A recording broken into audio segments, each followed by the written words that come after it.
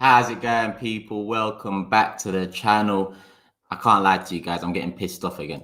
I'm getting pissed off again because this Saliba situation is another example that I don't know if talking to fans that have got their blindfolds on is the best way to go about it. I feel to start flipping again and putting it on people and making them look stupid again, because literally about 7 days ago, my William Saliba video, done one on my channel, talked about it on AFTV. And if you look at some of the comments, a lot of the live chat was saying things along the lines of, we don't know what's going on. You guys don't know what's going on. Stop talking about rumors. Stop talking about things that you don't know nothing about. And I kept on maintaining that we might know nothing about what's happening right now between them, but we can sure form a very solid opinion of it over the last couple of years. History is a good indicator of the future, especially when you have the same people in charge over the last 2 years that are going to take you into this season coming.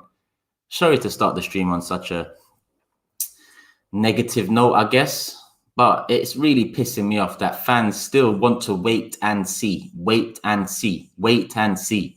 Every fucking rumor, every fucking name linked out of the club. It's wait and see, wait. Haven't we waited and saw for a long enough time now? It's been over 10 years of this shit. It's not over 10 days. It's not just this transfer window. It has been over 10 years of this shit. And people are still saying, let's wait and see. You don't know nothing. Yes, again, we don't know anything about what's going on right now, but we do know what's gone on in the past. And what's gone on in the past is an indicator of what's going on now.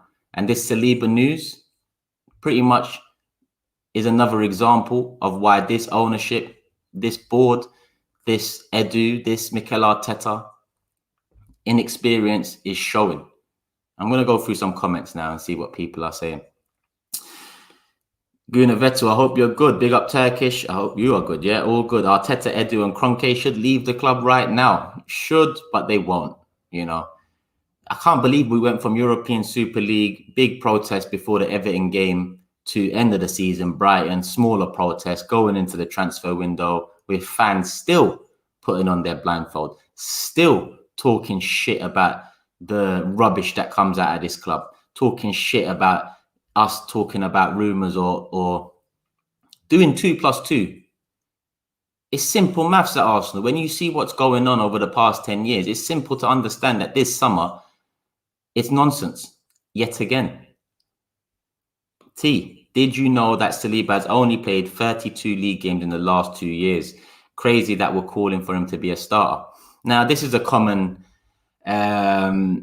rhetoric that's, you know, flung back, and big up you. I understand that. And last summer and the summer before that, when we initially signed him, that was a concern. I said, obviously, with William Saliba, I don't know too much about him.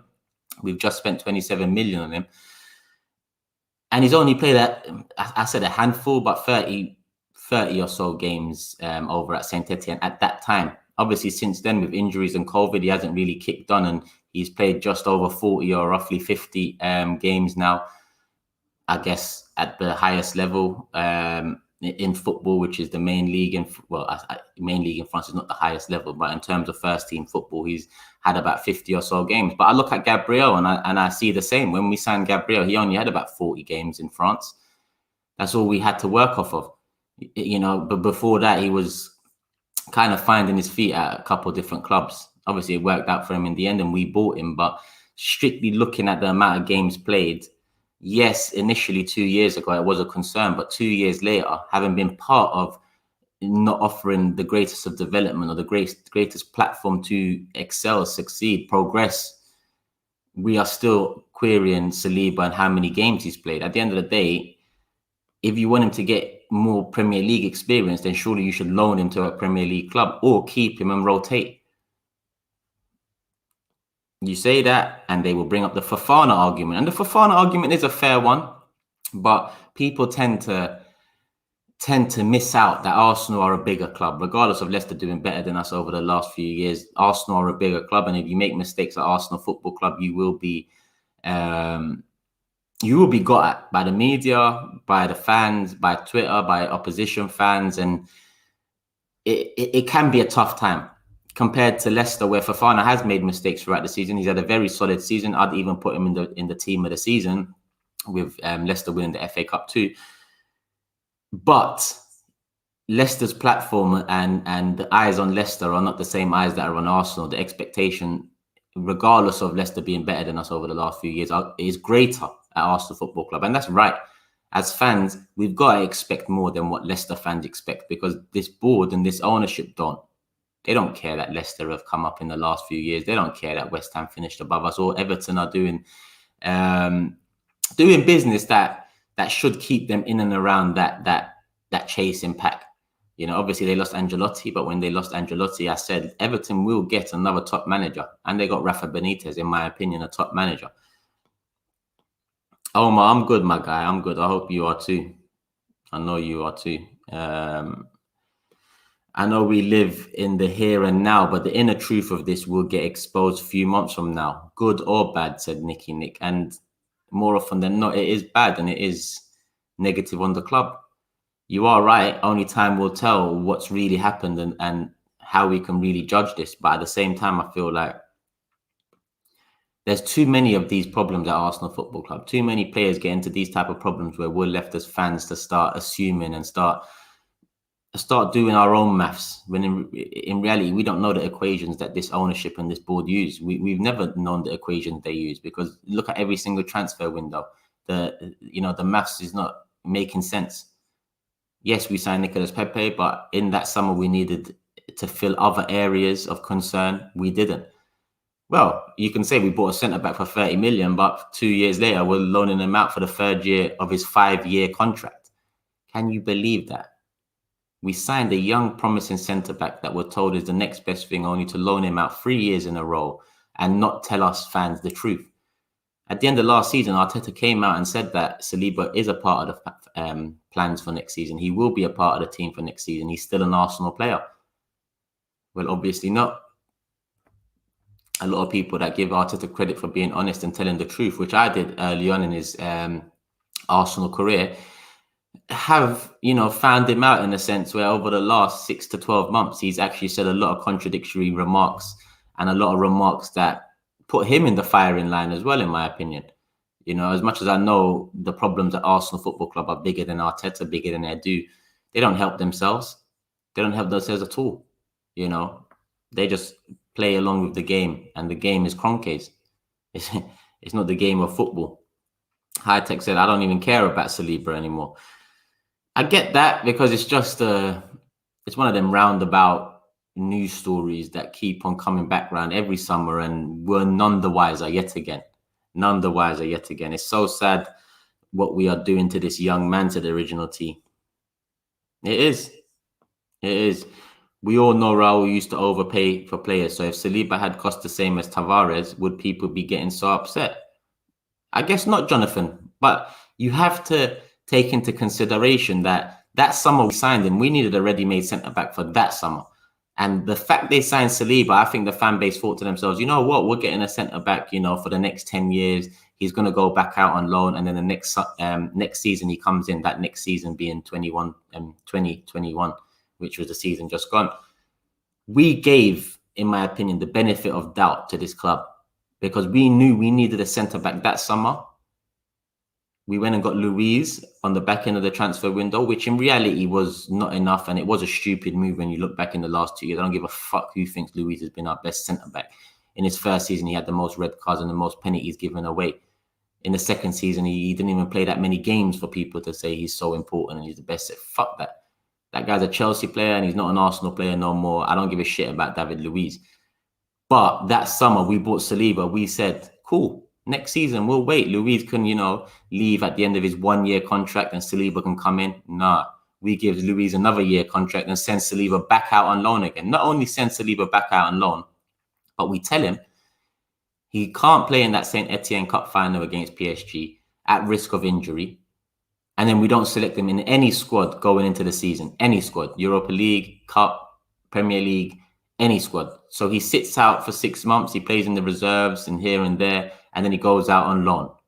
When he goes out on loan, he speaks up about how he's felt throughout the problems. And we can get a better understanding of how he feels instead of assuming. But we still haven't got a better understanding of how Arteta, Edu, and the club feel about this signing.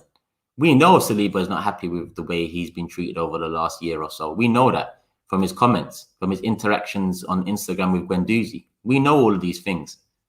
Yet, here we are again, essentially sending him back out on loan. I've got fans telling me he's not ready for the Premier League yet. Well, how the fuck do you get ready for the Premier League then, mate? How? Gabriel had 40 plus games before he came to us. Saliba's got 40 plus games now. Ben White's been in Premier League for 1 season. Yet you're going to distinguish who's ready and who's not off the back of what? Off the back of blind positivity, off the back of hope, belief in a system that's brought this club down from one of the best to one of the worst in terms of a big club. We're one of the worst big clubs in the world. One of the worst big clubs in the world. That's a fact. Yet we're still here trying to make sense of some of the things these men are doing. There's no sense to be made from a lot of it. So we really need to, sit back, relax, because bullshit will continue going on until these owners, eventually pack it in. If they do, Knuckles said it would make more sense loaning him to a Premier League club to get him used to it. But the only sense I can make is Arteta doesn't see Saliba in his plans, potentially. And something that's come out of this whole thing is that Saliba's picking Marseille amongst a host of options. Apparently Newcastle's one of those options, and there's a few other teams in there. And apparently Saliba's picked Marseille. Now, we heard that with Guendouzi too. We've heard that Guendouzi, he had interest from other clubs, but he wants to go to Marseille. That's where the Tavares deal popped up with Benfica, because they were speaking to Guendouzi, and his name popped up as a make weight. Guendouzi didn't want to go there, so we still got that deal done with Tavares, and it looks like Guendouzi will get his Marseille move, with a loan, with a fucking purchase, loan to purchase. It's going to be one of those, and yet again, it'll probably be one of those where we're bent over again. If we can't make a profit on Guendouzi this summer, a profit, I'm not even saying a massive profit. If we can't make a profit on Guendouzi this summer, because I'm sure he came in for about 8 mil, then, we've really got no hope with this ownership and boardroom. We've really got no hope.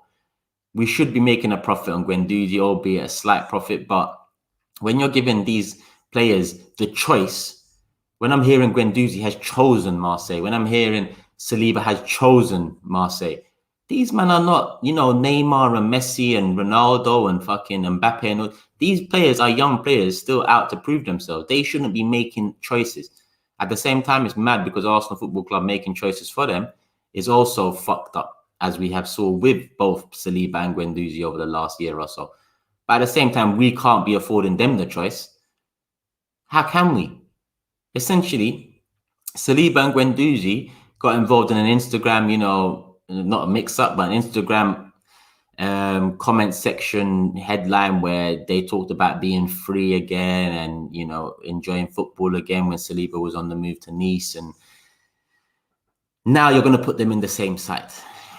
So now we're going to sell Guendouzi, or loan with an obligation to buy, or however it's going to be structured, to Marseille.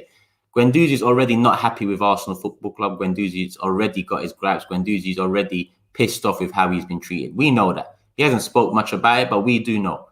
Yeah, regardless of if we think Guendouzi is to blame or not, which I would put a lot of the blame on Guendouzi, we are now going to allow William Saliba to go over and play with Matteo Guendouzi for a whole season, where they're going to talk, they're going to chill, they're going to engage. They're already friends, it seems. They're going to be talking to each other. And do you think at the end of that season, Saliba's going to want to come back to Arsenal, having been with one of the other players that feels hard done by the club? Saliba and Guendouzi are going to be playing for Marseille next season. Come the end of next season, Saliba will be with 2 years left on the contract. He'll come back here and tell the club he wants to move or he doesn't want to sign a new contract. And then the club is in the shitter, because then with 2 years left, the player has more power. Imagine that. You sign a young player for 5 years. He doesn't play a game. And with 2 years left, he's got more power than you. It's Arsenal Football Club to a T again. I remember that Pepe said to Guendouzi, you talk too much. The thing about it is it just doesn't make sense to me. You're going to allow Saliba to go and play with Guendouzi, who already has you know, in a way disrespected the club by how he's handled himself on social media during that time. Same with Saliba, to be honest. But this club, honestly, this club is, there's no sense there. The first thing I thought when it said Saliba is linked to, not linked, but he's on the move to Marseille, is he's going to play with Guendouzi. Them men are just going to be there chatting shit about Arsenal, saying, you know, at the end of this season, you know, I need to be free again and we need to do this. And we're done again. We're bent over again, but this time by a 20, 21-year-old centre-back. And I say buy, but really it's not buy him. It's like Arsenal will just bend over in front and do the job for them. Let me see where we are with the chat. I just can't trust Arteta. The lies are getting way too much. Max King says, what the fuck is going on with William Saliba? This is not fair. Knuckles again. Blind loyalty is ignorance, leading to lack of accountability and a board who can do whatever they like, literally. Fans don't want Kroenke out. When a girl cheats, she's got to go. Why is she still... And that analogy is a good analogy, you know. It's like being cheated on season after season after season, but thinking to yourselves that there's no better partner out there for you, you know.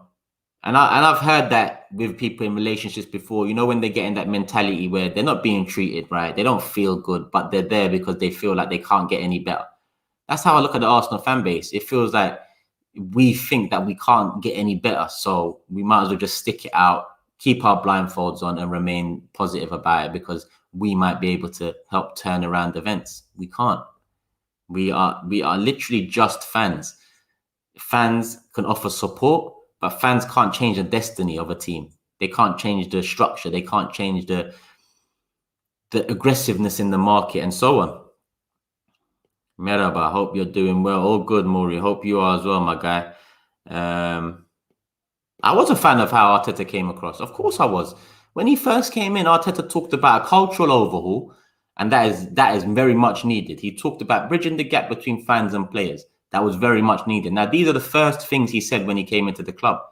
And when he came into the club, these were the first things that need to be mended.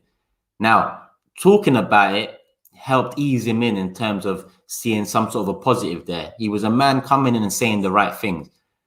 So what am I meant to say at that time? When I'm hearing the right things come out of his mouth, I'm going to give him credit for saying the right things. But slowly but surely, time will tell you that as much as he said a lot of right things, as much as last season around November times, he said, I need 6-7 players to play the football and the style I want to play.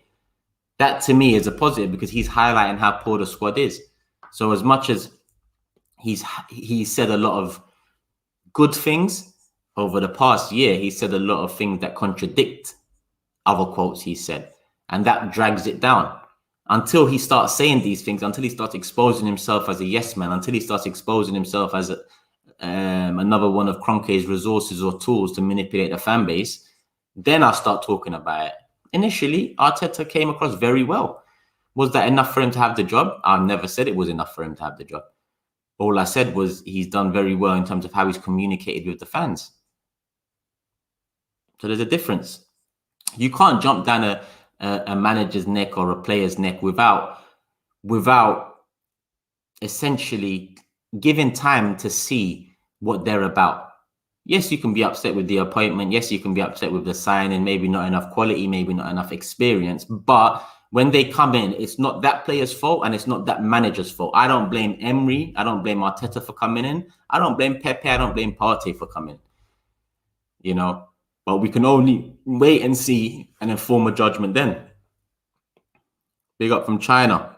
Do you believe, do I believe the 250 million rumors? Do bears shit on toilets?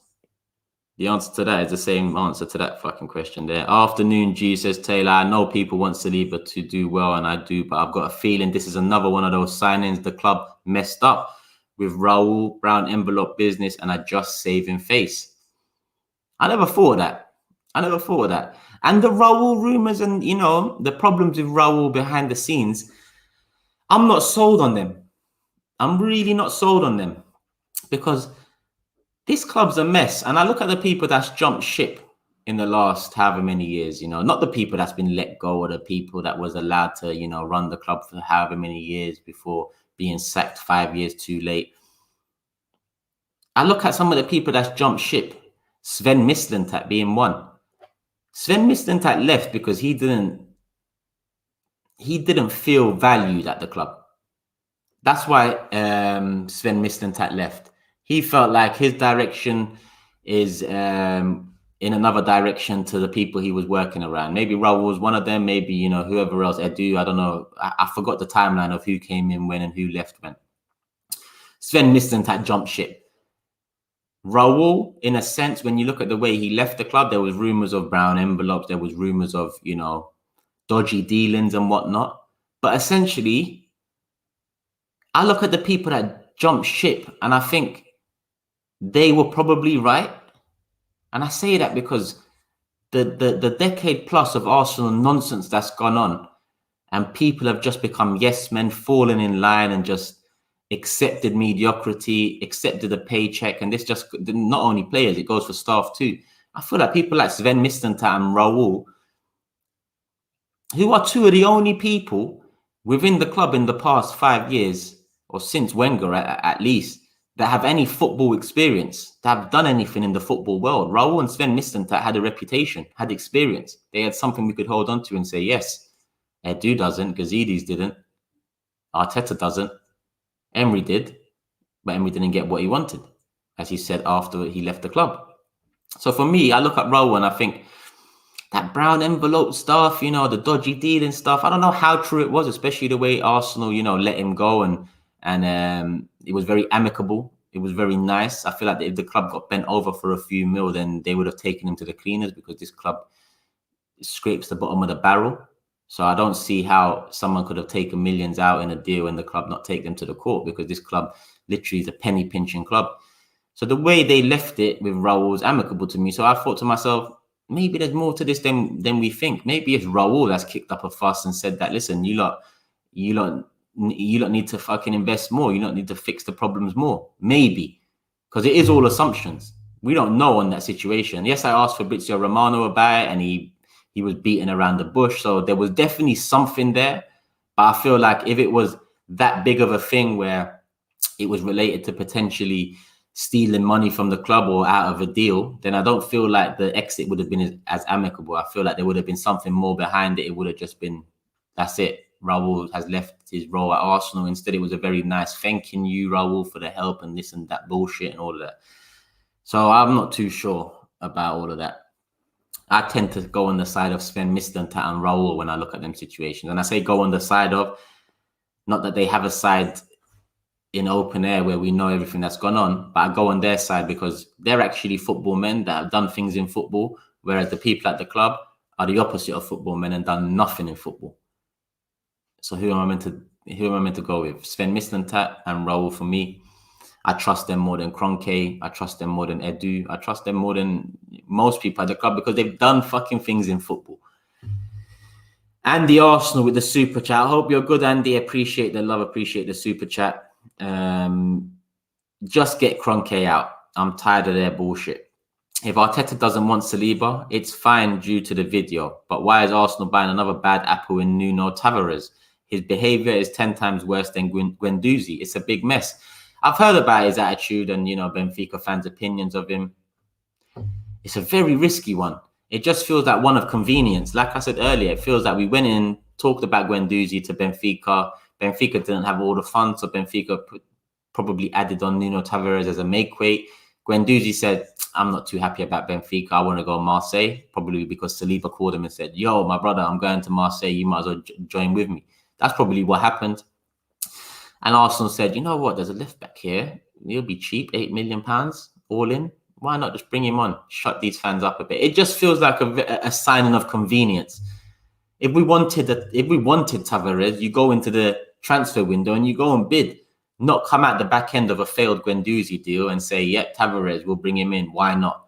That just sounds like very much convenience and very much another example of Arsenal really not doing their due diligence in the transfer market and bringing in a player that they've researched, conducted scouting on, highlighted the attributes to fit the side. I've heard that he's better suited to a left wing back. I've heard that he's very attacking predominantly and his defensive work needs some work. And I'm tired of buying players where For example, Kolasinac, we heard that offensively is very good, but defensively it's a bit iffy.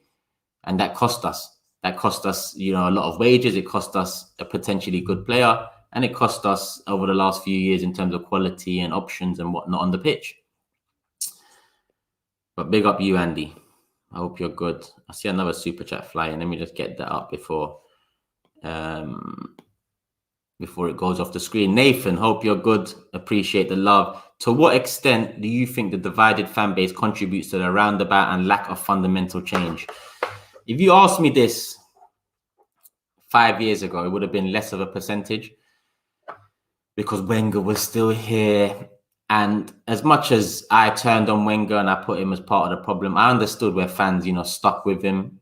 Wenger gave us a lot of great times, and Wenger was one of the last pure images we had at the club while he was still here. We'd look at Wenger, remember good times, but you look around the club and there is no other example of good times.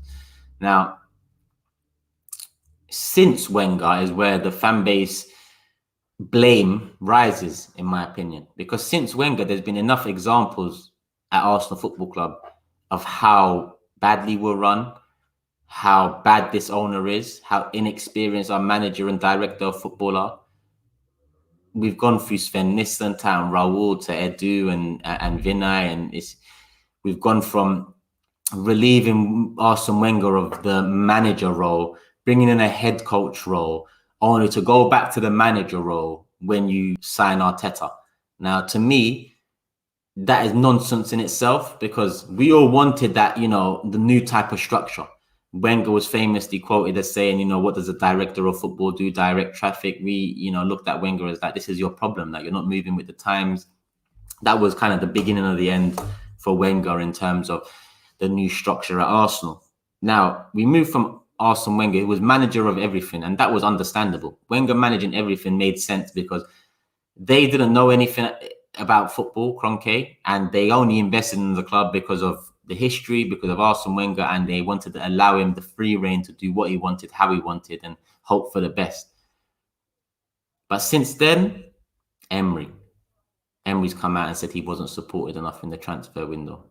Emery was sacked at a position where Arteta didn't get sacked just last November. Now, I'm not saying that as being critical of Arteta. I'm just saying that as an example of this club really don't know what they're doing. You sack one manager in November 2019 because of the league position we're in or where we are. And in November 2020, we're in a worse position, but you give that manager full backing, full support, and so on. So, that's another example. There's so many examples now that to what extent do I think this divided fan base contributes? It's hard to put a percentage on it. It's hard to put a number on it. But the fact that we had that Everton protest and Daniel Ek come off the back end and made a bid and shown some interest shows that we can play a major part in maybe not getting the Kroenkes to sell and find a new owner, but maybe in changing the way the Kroenkes are. Can we say as a fan base, we've really tried together to put pressure on this club? I don't think so. Because I look at that Everton game, I look at the protest before Everton, and I say to myself, that's what we can do.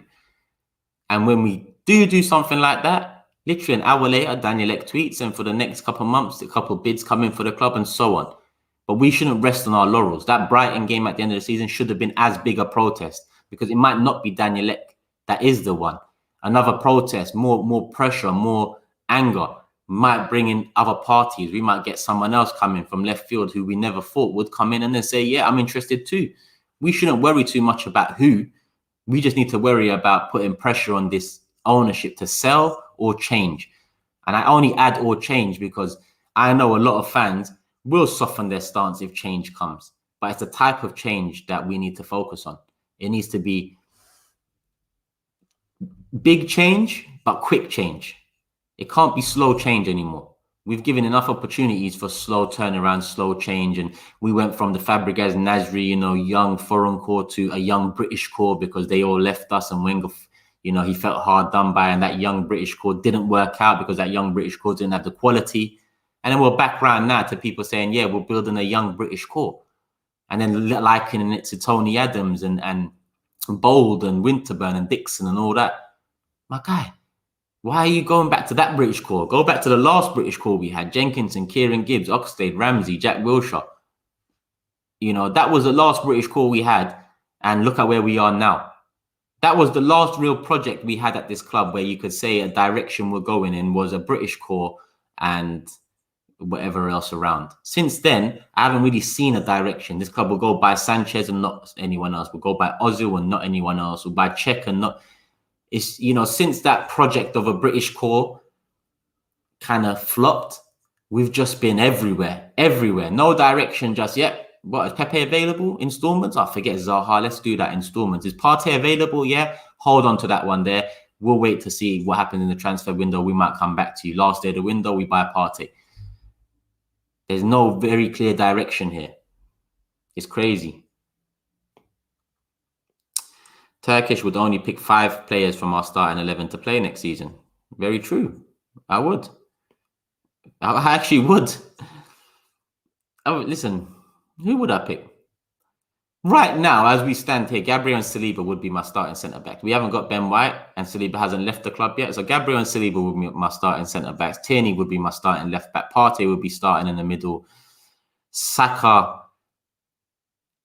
Pepe, and Emil Smith-Rowe would be my starting 3 behind Aubameyang as striker. But even that front 4 could do with some work or could do with some quality. So that's just off the top of my head, and that's 7 players.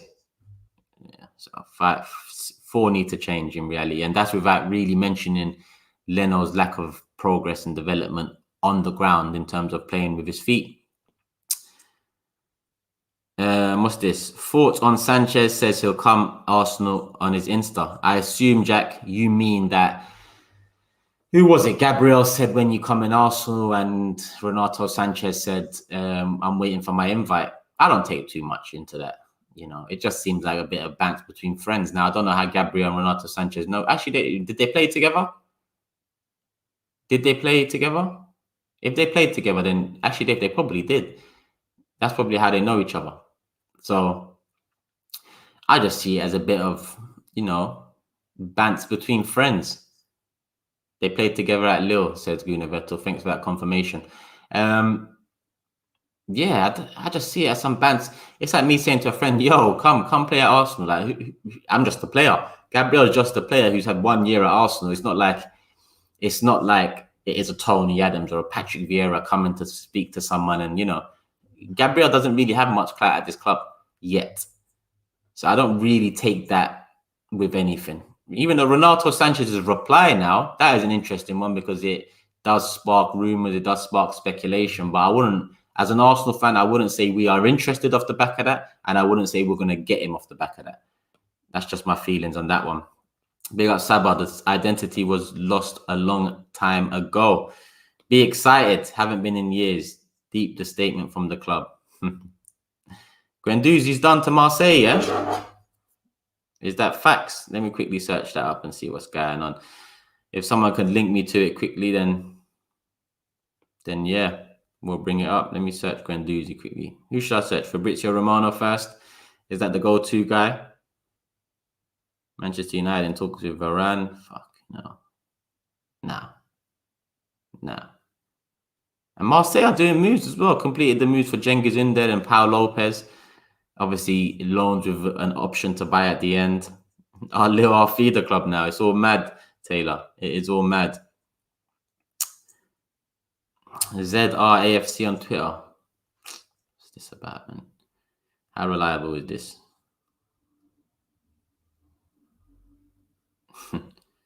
Guendouzi will join Marseille on loan with an obligation to buy.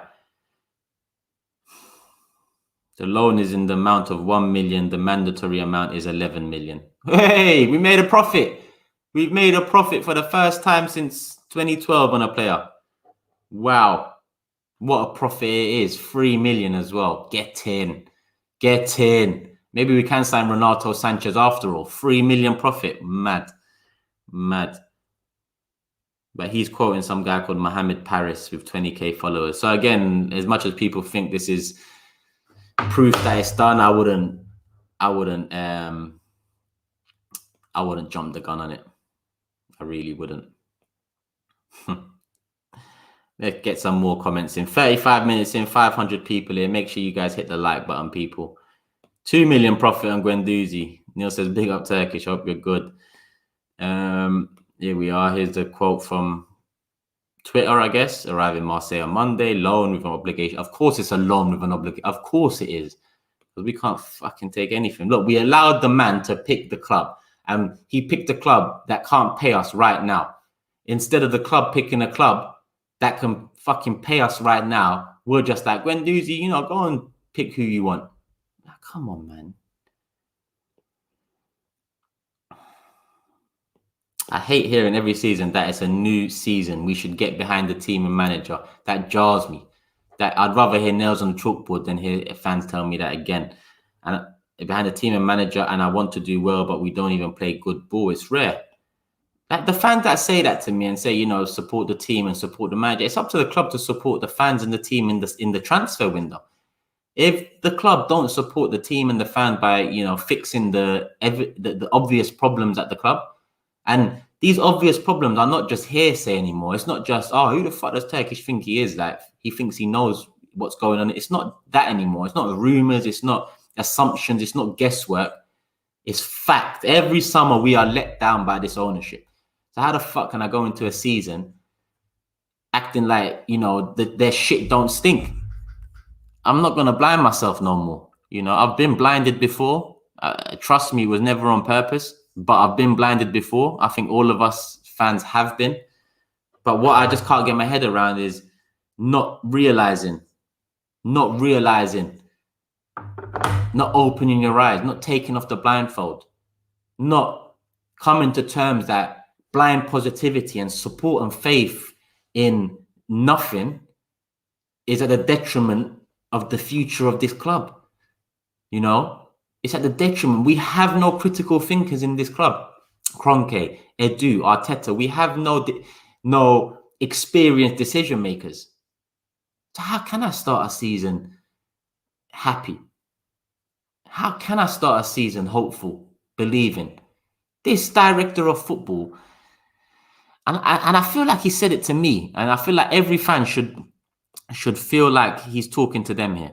But when Edu said in November that we need to be patient with Willian, and we don't know football if we don't think he's a good player, that I would have sacked him. I would have sacked him there.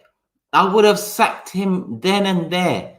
The moment the tweet comes out, yo, Edu, you know, maybe Mexico, Brazil, where maybe they want you back again. It wasn't even Mexico, it was Iraq or Iran, one of them countries he worked with Queiroz. But that was his experience before coming to Arsenal Football Club. My man said, be patient with Willian. And that's nonsense in itself. But to add fuel to the fire, my man said, you don't know football if you don't rate Willian. My man is mad. Mad. How can you say that with chest? And not like Edu should be coming out in the summer and apologizing for that. He should be coming out and saying, you know what, I made a mistake. Instead, they will double down on these fucking quotes that they say about not knowing football and this and that, and ignore the fact that they're wrong, the fact that they're taking the piss, that the fact that they're culpable for a lot of the fucking problems at the club right now. You know? Man like Edu, you know. Man like Edu. Big up Andy again, another super chat here. If some Arsenal fans can bend over to Kroenke selling Van Persie, then it's not too bad now. Fans from big clubs won't sell to arrive and hold. Every time I think of Van Persie, yeah. Where is it? I think of this. This. Every time I think of Van Persie, this. Signed Van Persie shirt. Signed Van Persie shirt. When I met him at the shop, just randomly. I just bought the shirt from the side. I told him to sign it and I paid for it. What the fuck is this worth? Nothing. Why is it worth nothing? Because the club failed to keep hold of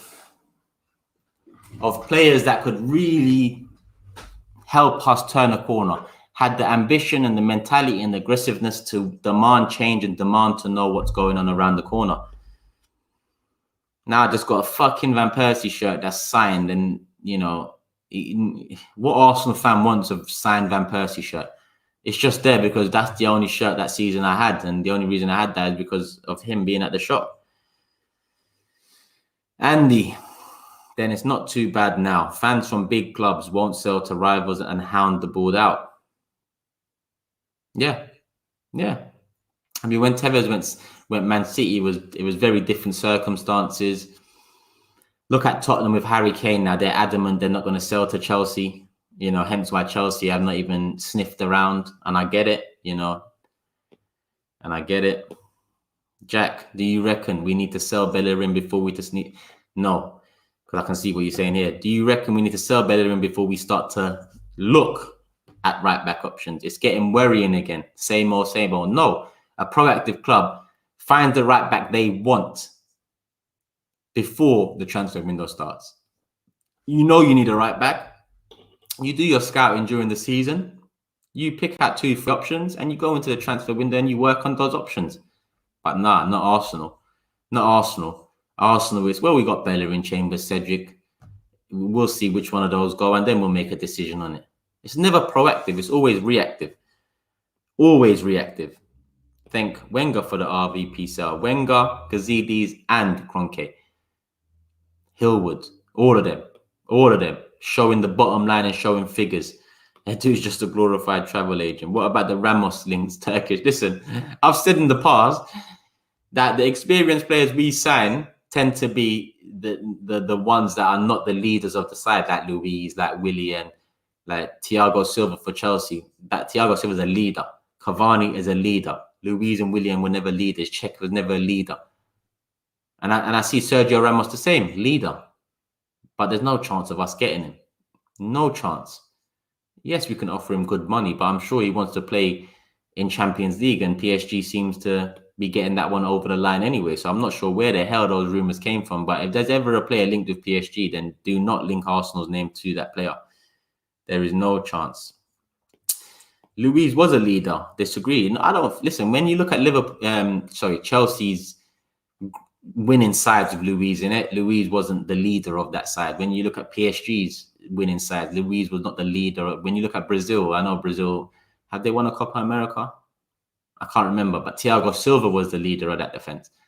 So for me, I feel like I get you. He's a leader in one sense where he's got experience, he's been at the top of the game and, you know, all of that. But in terms of the grit and rough edges that Thiago Silva has, that Cavani has, that Ramos has, Luiz is not that. Luiz came over here and he started acting like this is CBBC and he wanted to be a happy, smiley guy.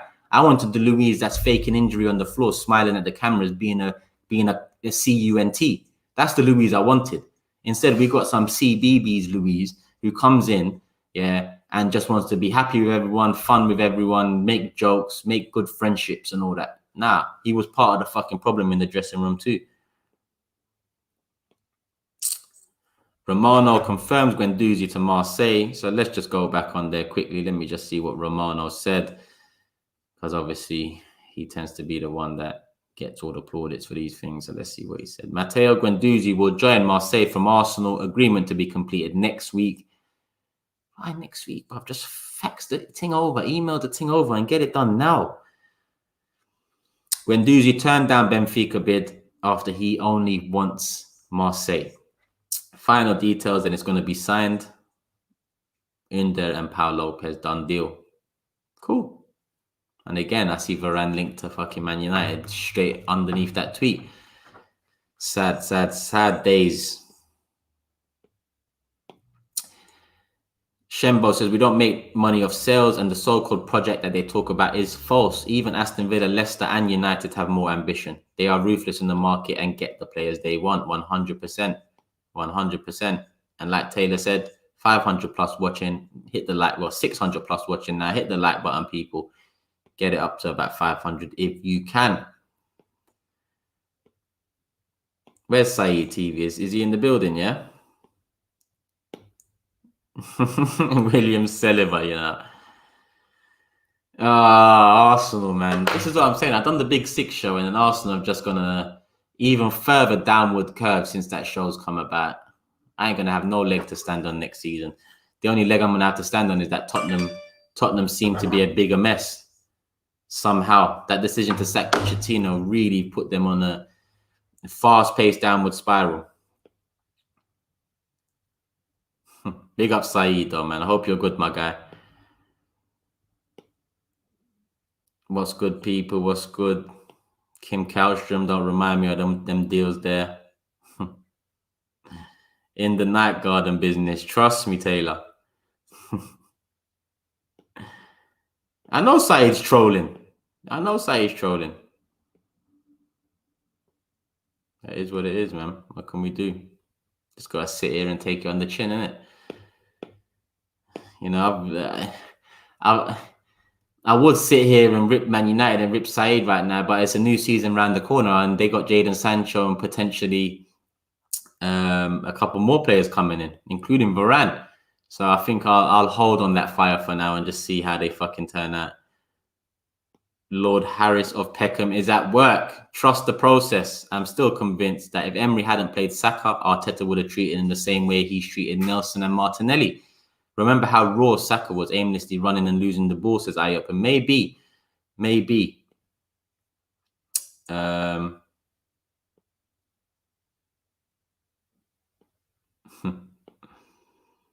Yeah, this goes without saying. If people don't know our downfall started in 2007 when Kroenke took over, then that's where you should start. Maybe start in 2004 when we was invincible and then move from there. Man said, forget talking about Arsenal, let's talk about the Euros. Fuck the Euros as well, man. Gives a shit. The only one I got left is Ukraine in my big 6 sweepstake, and they got England today, so that looks like it'll be done for by the time the semis come around.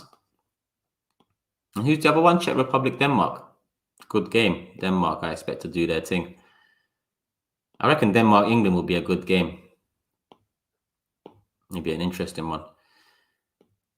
Turkish, when fans get back in the stadium, Arteta going to get highlighted, don't worry. That's true as well. He's obviously had the safety net of no fans. Nah. No Yilmaz to Arsenal, please. It was even a struggle to see him in the Euros for Turkey. It wasn't his fault, but it was a struggle, let alone come to see him here at 36 years of age. This is the era of us finishing behind them, and it's being seen as calm. 6 out of the last seasons we have been. Yep. G-Dog said, how do you feel about England being a Turkey supporter? I support Turkey. I support Ireland. You know, and then I support the countries that my friends and close friends growing up come from. That's just the way it is. Like in African nations, for example, Nigeria and Ghana, I tend to hope they do the best. And when Ghana and Nigeria are in the World Cup, if Turkey and Ireland are not in there, then I'd lean more towards them. Obviously, I've got English friends too, but the only thing about the English national team for me is just the constant safety net, handbrake, and until that stigma goes, and I don't think Gareth Southgate has relieved that stigma around England, even though he is giving youngsters opportunities. I still feel like there's handbrakes on. It's hard to really support and get behind. Why Ireland? Because I'm Irish. I'm a quarter Irish. Very close to my Irish side as well. Big up my nan. I'm going to go see her later on, do her shopping and whatnot. But yeah, I'm very close to my Irish side. Dublin, before people ask. There's a big possibility Saliba will end up leaving next season. Arteta would make any excuse to not play him. Yeah, he's going to leave next season. We might as well become resigned to that fact. The only way that potentially doesn't happen is Arteta gets sacked midway through the season. We actually bring in a manager with some clout, with some experience, with some know-how, and then the season ends and Saliba talks with that new manager. That new manager sees something in Saliba, and we might then get to see our 30 million new young defender in action. But if Arteta has a good season, if Arteta progresses well with Arsenal, and if we do get closer or achieve some of the targets that we should be, then I don't see Saliba playing a part of the future of Arsenal. Saliba not being ready is crazy when Arsenal fans wank off Lokonga and Tavares, imagine, who play in a worse league and are the same age group. That's, our fans just, That's it. Blindfold on and just yapping. This is most of the fan base. Closed eyes, talking. Just shut the fuck up. If you don't know what you're talking about, you don't have to speak. You don't have to talk about everything. I don't talk about everything. Lack of experience. He hasn't done this. He's not ready. Like, who the fuck are you to say he's not ready? I'm not saying he is ready. All I'm saying, and a lot of us are saying, is give the fucking guy a chance so we can then say he is or he isn't ready. But you have fans now saying he isn't ready just because he's being loaned out, or because Arteta said it, or because he's had 40 games in Europe. Like, my God. Rob Holding escapes again. He does. Rob Holding, Callum Chambers. Look, next season it's going to be Ben White and Gabriel. That's going to be our starting centre-back partnership. Cool. It seems like Rob Holding will be back up to Ben White. Mari will be back up to Gabriel and Saliba. There's no place for him in this team. Holding just got a 5-year contract. I'm sure that's not to fucking hold value because there's no value there. So I don't see us selling Holding next summer either, if I'm honest. And for Saliba to come back in and have a chance in this side, surely would have to be considering selling Holding. But on top of that, not only that, even if it was to sell Holding, Saliba would want to come in after 3 years of loans and being 21 years of age as a starter. Then if we got Ben White and Gabriel as starters, we're going to have some fans saying, oh, he needs to break into that. Well, you know, at the moment, he was at Arsenal first. Then he's going to come back to Arsenal having to break into a team ahead of another new centre-back we just bought. It's not ideal. It's not ideal. Trust me, send Arteta out on loan. I wonder if we can loan Kroenke.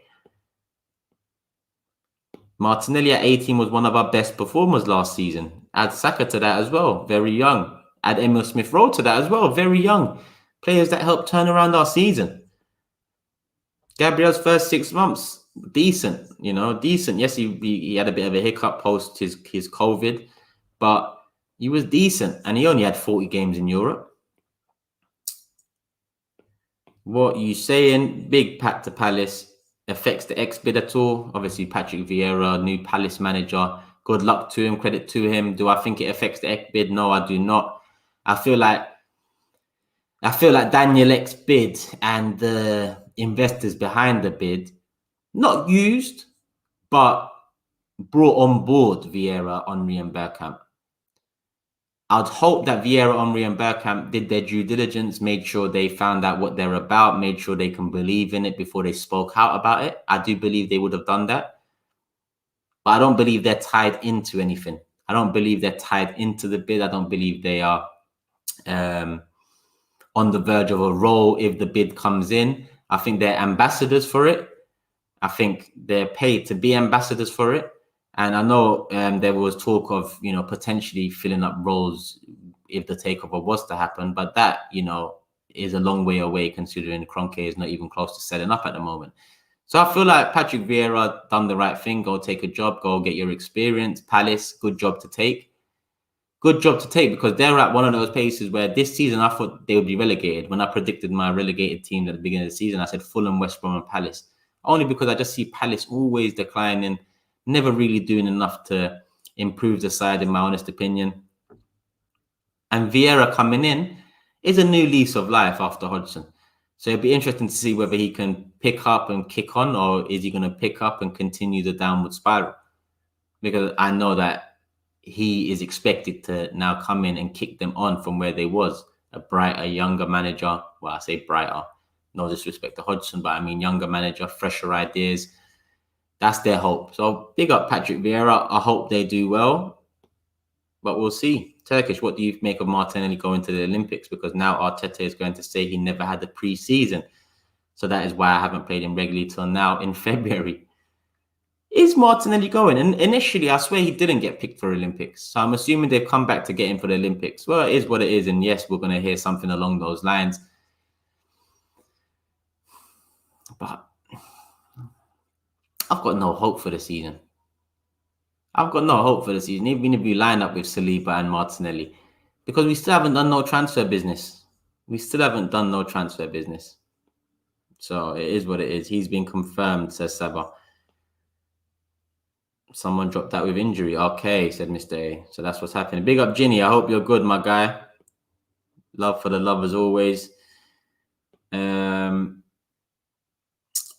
Thoughts. Okay, to be honest, I haven't really talked about Guendouzi. It just says Guendouzi is set to join Marseille on loan with obligation to buy for 11 mil. Thoughts. My thoughts are that I don't blame the club so much for this Guendouzi situation as much as I blame Guendouzi. I think that they both have a big part to play in how this is unfolded. But at the same time, Arteta and Edu are making a lot of big decisions around assets at this club. Guendouzi and Saliba being two of them, and then we've had obviously Reece Nelson, we've had Ainsley Maitland-Niles, Joe Willock, Eddie Nketiah. They're making big decisions with assets that are devaluing those. For example, buying Willian last summer and giving him minutes ahead of Reece Nelson has devalued Reece Nelson to the point where he's got 11 months to go. Well, he's not signing a new contract, and he's probably worth less than he's ever been worth over the last 3 years. Devaluing players. We didn't sell Eddie Nketiah last summer or in January for roughly 20 mil. Now he's about 10 mil. Ainsley Maitland-Niles, similar story there. You know, so with Guendouzi, I think he's got some part to play in the blame, but I'm not really happy with how the situation's panned out. I'm really not that happy because I feel like there's a player in Guendouzi, and even if I'm wrong there's value in Guendouzi, and 11 million is not really the value I thought we could get for him in an ideal world. Now, if you're loaning Guendouzi to Marseille, surely next season, another year post-COVID, teams will have more money. So surely next summer we could potentially get 15, 20 mil for Guendouzi if he has a good season. But we've already committed to 11 million, cut your nose off to spite your face and all of that. It is what it is. Saliba and Guendouzi. What the fuck? We are a joke. KD, back again. I hope you're good. Joining late, but I have serious doubts about Arteta. He hates Saliba so much to send him on a loan. It's ridiculous. Unfair on the 20-year-old. No hope. Yes. Yeah. Something I really, really question about Arteta is his man management skills, you know. It seems like he's got a philosophy in football. It seems like he's won over some players, including Aubameyang, with that new contract, with some of his ideas and direction, maybe. But his man management, more often than not, leaves a lot of questions unanswered. A lot of questions unanswered. With Mesut Ozil, I tend to be on his side with that. With Guendouzi, I even tend to lean towards his side with that. With Saliba, I'm on Saliba's side with that. Martinelli, I'm on Martinelli's side. Reece Nelson, I'm on Reece Nelson's side. Ainsley Maitland-Niles and Eddie Nketiah. Now, Ainsley Maitland-Niles and Eddie Nketiah, I'm on their side because they should have been sold last summer, not because they should have been given further opportunities at the club. The man management, it has also decreased the value of some players. Example, you tell Saliba he can't play in the France Cup final against PSG at risk of injury, only to not select him in the squads going forward for the 2021 season. Crazy. No hope. I hope you're good, KD. Family, all that, all well. Tony said, Turkish, sounds like you're talking about Liverpool. We're doing the same with Shaqiri, Wilson, Origi. Shaqiri scored again as well. Oh my days. Wait. I forgot to mention this. How did Switzerland come up with that performance against Spain without Granit Xhaka? How did they do that? I can't believe it. Without that monster in the middle, that powerhouse that dragged them to the 3-3 draw with France. They went and drew to Spain 1-1 without him. Switzerland must be the next best thing, because without their great, legendary central midfielder, they managed to draw with Spain. This is madness. Madness. I can't believe it. Here I was thinking Granit Xhaka was the key to it all. Here I was thinking, what is going on? Granit Xhaka, the king. Funny how there's not many people talking about him now. He was leading them on the bench. Yeah, I saw his fucking penalty team talk and all of that shit. The chat's just busting up. Sorry, but it just came to my head now. I was watching it last night. I said it to my mate. I was like, can you believe they're doing this without Granit Xhaka? He was busting up because he knows my sarcasm.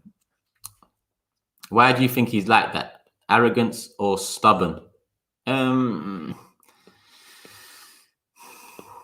Respect is a big thing. And I don't listen, in a working environment, when I've managed people in the past, because I've managed people in various roles, from stockroom manager to shop manager to customer service manager. But when you're managing people, respect for me is a massive thing. I demand respect, but that sounds like I'm forcing. No, I need to be respected to respect people back, in a sense. So if he feels disrespected, where with Guendouzi, I'd say he did, regarding that situation at Brighton and not apologizing and whatnot, then I can understand. But with Saliba, I'd say it's a bit of stubbornness. With Reece Nelson, Willian, for example, that's a bit of arrogance, thinking that Willian will be a better fit because of experience. So it's a bit of a mix. He's still on a learning curve right now as well, KD. Let's not forget. So he's still trying to work out how to deal with these situations. Man said Turkish got that Oscar role on lock. I'm actually going to say, it's actually the weekend. I wish I was on News Daily or AFTV at some point this weekend so I can get onto these fans that were trying to get onto me about, look at Xhaka's performance against France.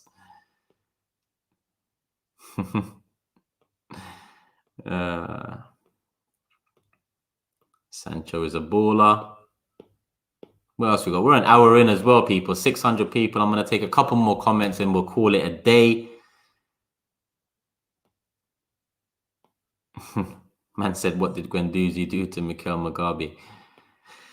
Guendouzi, I feel like it's just an attitude problem. And there was a rumor that in January or February, when he was in Dubai, he was acting up last year, making funny faces or funny movements behind Arteta's back that was caught on camera and Arteta saw. And then we had the Brighton incident where on the pitch, I don't really care too much. He was a bit arrogant there talking about money, but I like his passion. But off the pitch, it seemed like he didn't apologize and he didn't own up for his wrongs. And at that young age, I can understand the manager looking at a player coming in, not apologizing, not taking ownership of some mistakes he might have made and calling it a day.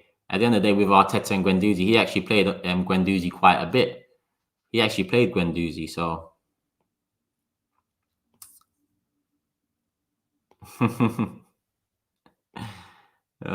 You've got to wonder, where was Granit Xhaka? Could he have done more today? Could he have taken... You've got to wonder. That good old Graham Souness meme that I see. You would think so. Don't be surprised if it's a Holding White pairing with Gabriel doing that bench. Well, initially, it probably will be. Actually, maybe Mari and White, but we'll see. Tony, Turkish, are you sponsored by Trapstar? Always wearing, if not, you should be. No, I am not, I am not. I just like the fit, I like the quality, and sometimes I like the design. So I just buy what I like. Big up Ben, my guy. Hope the little ones are good. Family all well. People need to stop rating Xhaka. No other top European side will have Xhaka starting for them. Ben, Roma and Hertha Berlin. Imagine my man told fans to fuck off. He's on the transfer list and only Hertha Berlin want you. Mad. And then now only Roma want you. Even after that phenomenal, mind-blowing, groundbreaking performance against France. How did he do it? Blonde hair swaying in the wind, that pass through the middle to... He looked like a mix of Fabregas and Vieira in that game, like the perfect midfielder. Granite. Who do you support now in the Euros, if you do still? Well, I've got Ukraine in the sweepstakes. I'm not going to say I'm supporting them, but I wouldn't mind winning a little bit of money off the back end of another fucking poor tournament for me as a football fan. So I'm going to go with... Listen, I'm going to assume England, Denmark, and Spain, Italy semi-finals. Who am I supporting? England if Saka starts. If he doesn't, then I don't really care.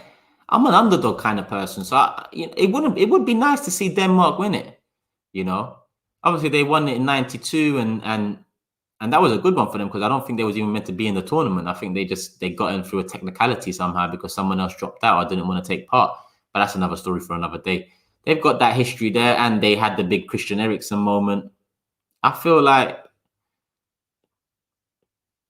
as a neutral, Denmark would be nice as a neutral. But in terms of the best team in the tournament, then it's been Italy. I think Italy have been the best team in the tournament, followed by England in terms of who's left. Spain haven't done too badly, but Spain have only won one 90-minute game in this whole tournament, which is mad. Come on, G. My broski, my team is in the semi-finals. We're going to do it, my G. Obviously, Italy. It feels like so long ago you were trying to... Well, not trying to. You fucking did banter me about Italy. But it feels so long ago that we was coming up to that Italy-Turkey game. I just hope Turkey's performance in the Euros didn't fuck up the World Cup qualifiers, because just before the Euros, we're out here beating Norway and Holland.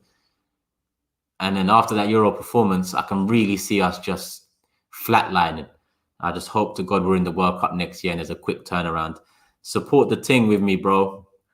Listen, if Italy win it, it gives me more base to say, listen, Turkey was shit, but Italy won the tournament. They was in our group. So I like them little, deflectors. Sometimes you need them, especially when the pressure's on.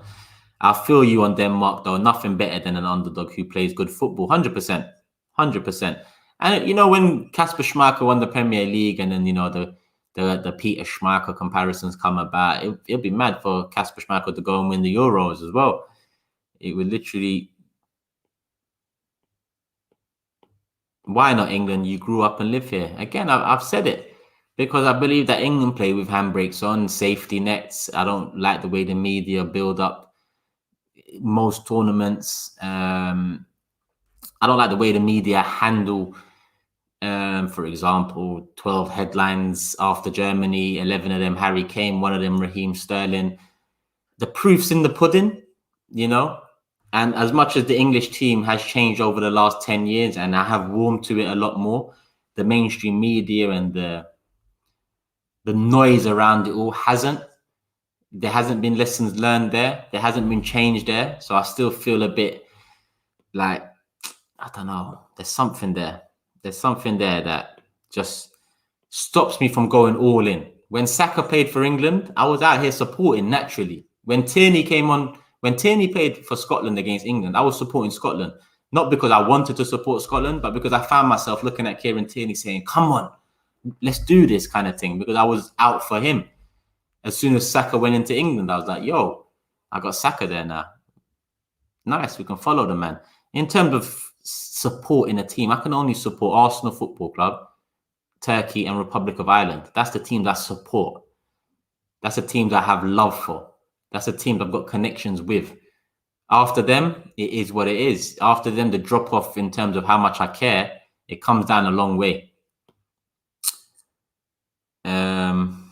Man said that you're coming to America and I'm not talking the movie. Fuck it, what a classic that Coming to America was. Coming to America 2, not so much. That's why they should leave classics alone. But Coming to America 1, probably top 5 comedies of all time. Well, Robbie's talking about Florida. So it might be sooner than you think. But I doubt it, considering it's the 3rd of July. Florida starts pretty soon. I do doubt that, but it might be. Tony, you need to listen, my guy. I'm Irish. I'm a quarter Irish. I'm very close to my Irish side. I'm very close to my nan. I take care of her 3 times a week, do her shopping, dinners, foods, whatever she needs, cleaning, windows, all of that. Very close, very close. And my nan is Irish to the core, to the bone. Accent and all, it hasn't left her. So I'm very close to my Irish side. As much as you see me with a Turkish flag around here, I've got an Irish one too. It's just that they wasn't part of the Euros. The Irish one will come back out again in 1 week. 1 week from today, the Irish flag comes out again. Let me know in the comments if you know why it comes out again. But it's going to come out again in 1 week. Yeah, I saw that Reece Nelson put his London home for sale. Well, I don't blame him. Fair point. I'm glad you understand, my guy. I'm glad you understand. It's hard to support when, some of the other supporters, like the mainstream media, have a clear agenda and have a clear bias and have a clear racial preference. Conor McGregor, that's what I'm talking about, my guy. He's back again. I don't want to guess it up, but it's a big one. It's a big one. Conor McGregor back again. If he loses, it's done. If he loses, it's done. I'll be the first to say it. But we have hope. We move again. Let's just hope he goes back to, you know, the early stance he had, because those leg kicks killed him. So, do I play pro football? Not pro football.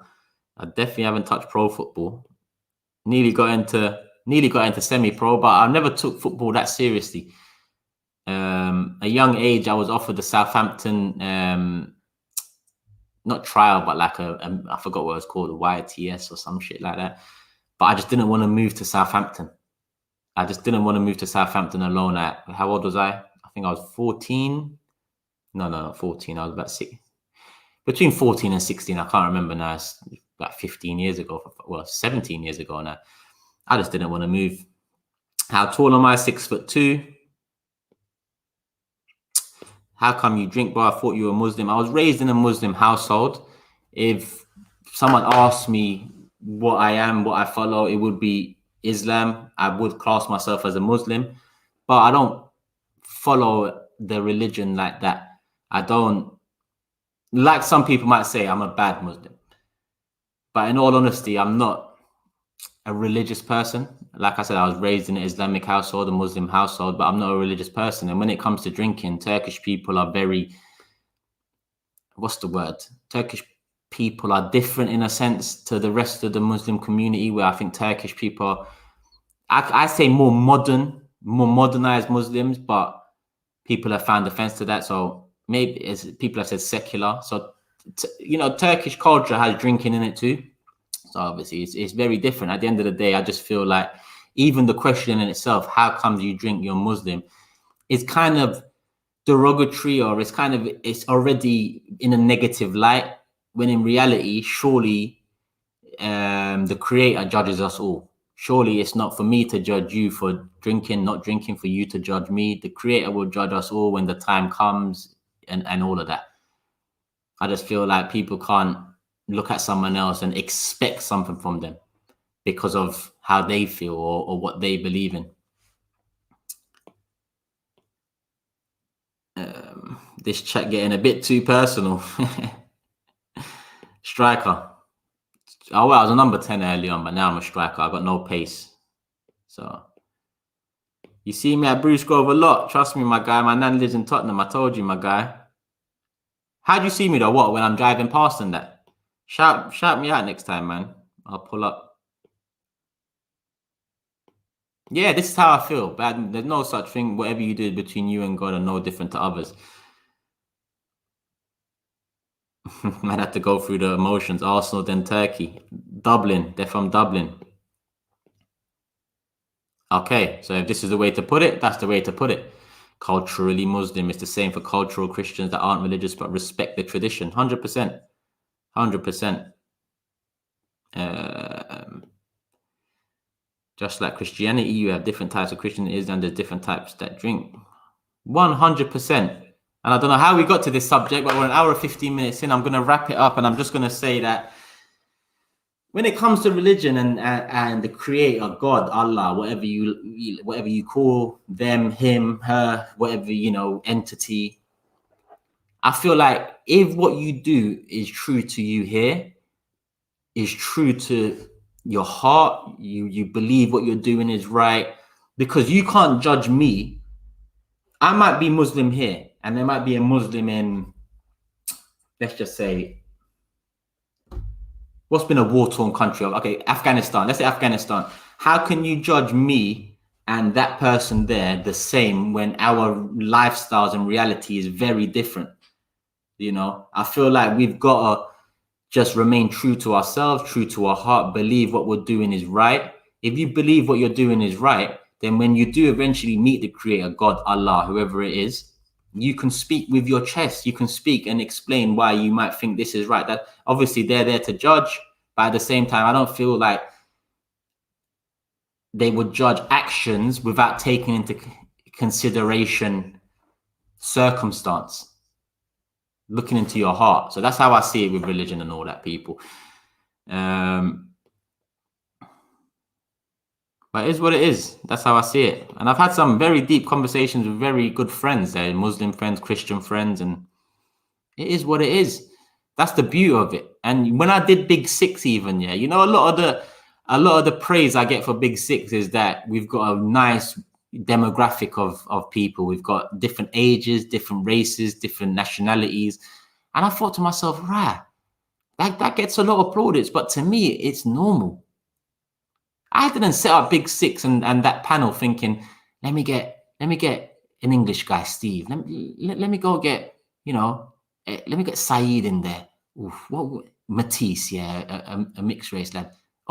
Yeah. Let's bring Tobes in. Tobes. I didn't look at it like that.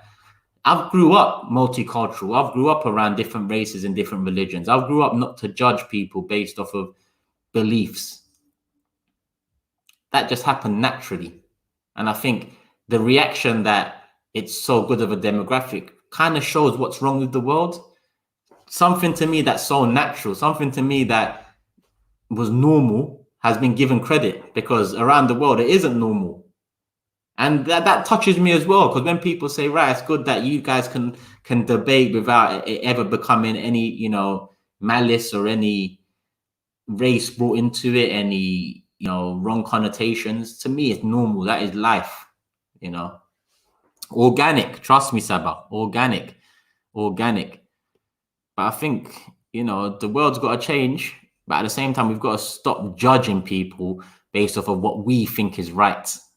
None of us know what is right in the eyes of the beholder, the creator, God, Allah. None of us know. We can think we know off of the Quran, Bible, and whatever other religious scriptures or other religions there are. We can think we know and believe in that. But in essence, we won't know till the time comes. So I think we should focus on making sure that, you know, love, caring, honesty, these are the kind of things that I live by.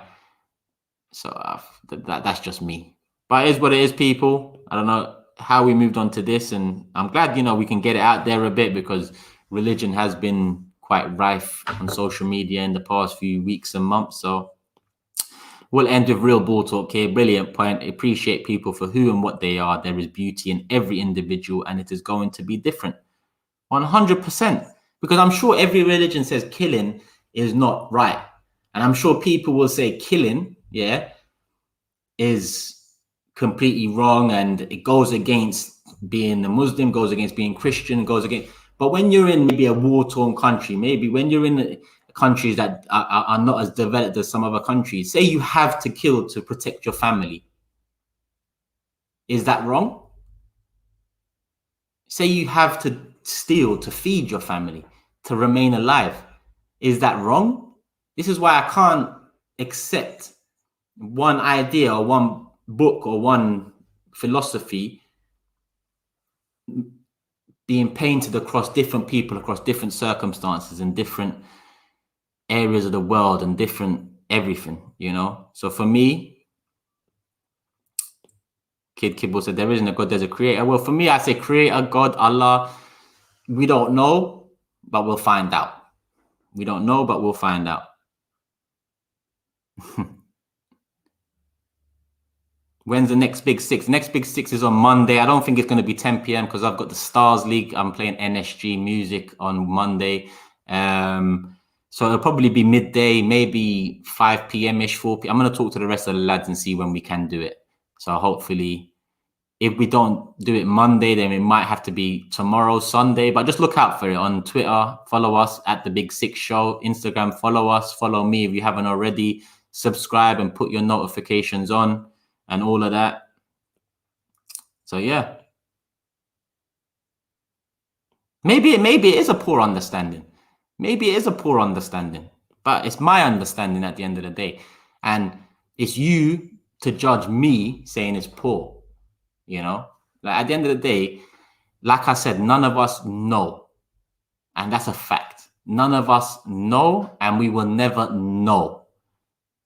We will see, hopefully. On that note, people, Kroenke out. We keep it moving.